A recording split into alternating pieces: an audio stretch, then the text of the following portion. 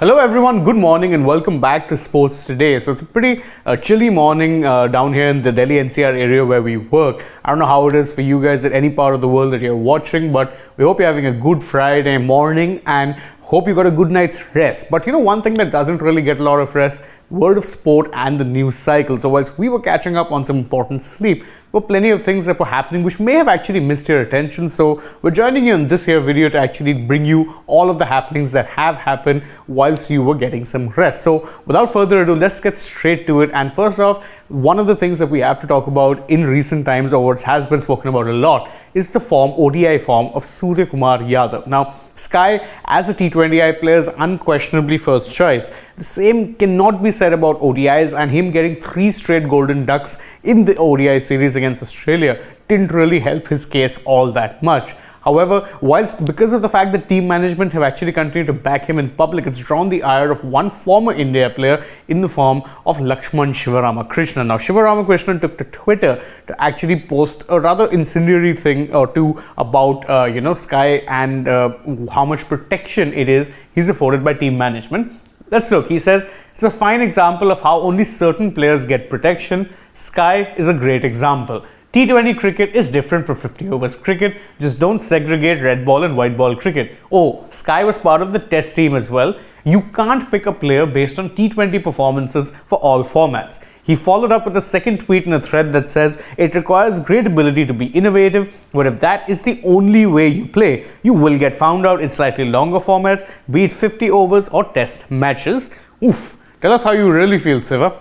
Any which way, the point that he's trying to make is one that a lot of people have been making, is that while Sky is a great T20 player that may or may not translate to all formats, and truth be told, he has struggled greatly in ODIs, especially in recent times, and probably wouldn't have even been getting an extended run were it not for the fitness issues that Shreyas Iyer has been facing recently. So clearly for India, big dilemma going into the World Cup, and a lot of people have in fact been calling for one player to replace Sky in the 11, and that is Sanju Samson. However, one former Indian cricket great in Kapil Dev, arguably one of the greatest cricketers that India's ever produced, has said very clearly that you shouldn't really be comparing both of the players and that he is okay with Sky getting a long rope. In fact, he said this on a news channel. He said that you shouldn't be comparing either of them. Tomorrow, if Sanju comes in and places Sky and Sanju has a few bad performances, then everyone's going to be on his case as well.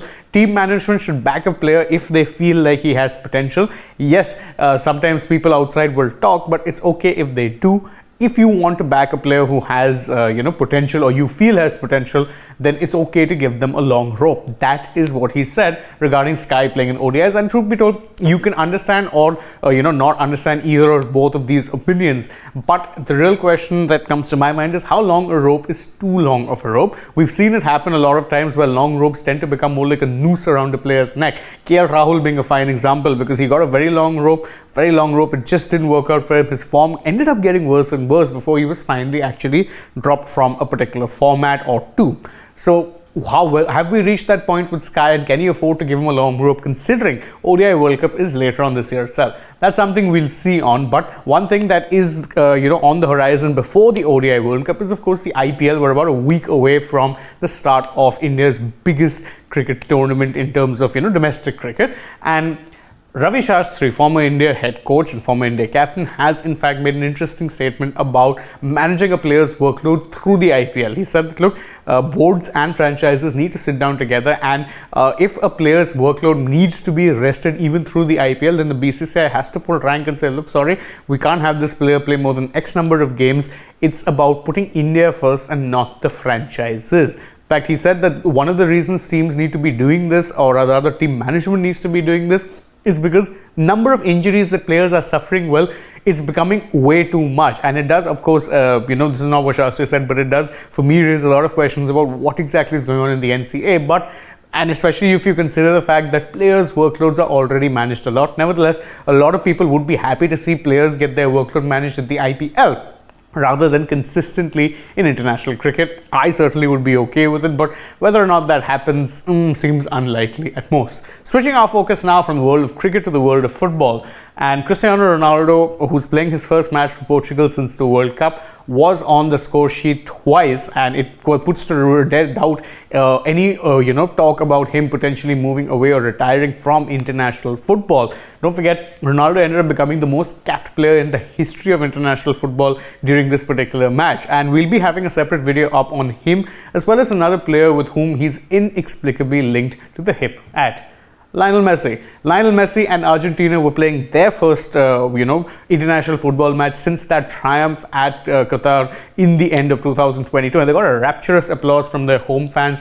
The fans were in fine voice serenading the players. We'll have a separate video out on that as well. But Messi was on the score sheet. He scored twice against Panama in what was a pretty easy win for the world champions. They look like they haven't been, no one's quite figured out how to play them yet. They still do look very unstoppable, and that's not a good sign considering that Copa America is also coming up and Argentina are defending champions there as well. Sticking to international football, Harry Kane became the highest goal scorer for England when he scored a goal against Italy during their UEFA Euros qualifiers. Now don't forget, this was a pretty big qualifier because not only are Italy and England two massive nations when it comes to football heritage, but both of these nations also contested the final of the last Euros that were played, which Italy won in, of all places, Wembley. So good bit of revenge really for the Three Lions, and the cherry on the cake for Kane was that he now has become England's highest goal scorer. Massive achievement, and I'm sure he'd be hoping that he can cap all of these goal scoring records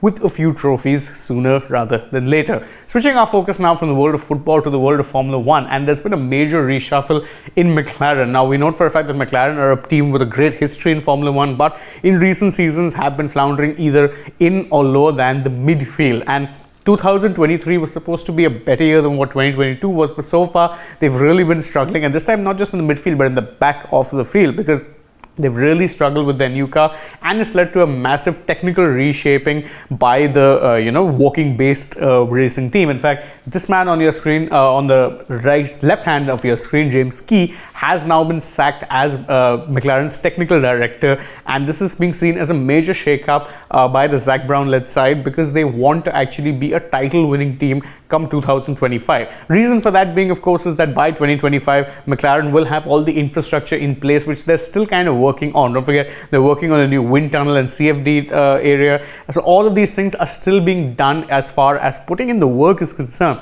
but they still don't expect to be fighting at the bottom of the field. And so this was seen as the simple fact that the technical team's output did not match the team's ambition. So major shake-up. How will it impact things? We don't really know. In the short term, probably not much. Maybe in the long term, you'll get to see some change in McLaren. We'll end the news wrap with some India-based news, and the badminton duo of Satvik Sairaj, Ranki Reddy and Chirag Shetty have in fact made it to the next round of the Singapore Open 3000. So that was in fact a major win for the Indians. Why? Because none of the other Indian players who were playing actually ended up making it into the next round, because you had the likes of PV Sindhu and HS Prannoy and Kidambi Shrikant all ending up bowing out in the early rounds itself. So right now the only real medal hope or prospects for India are the doubles duo. How far they can go, that remains to be seen, but we'll be cheering them on all the way, however far they may or may not make it. And that's it from us on this edition of the Morning Wrap. Thank you guys so much for joining us.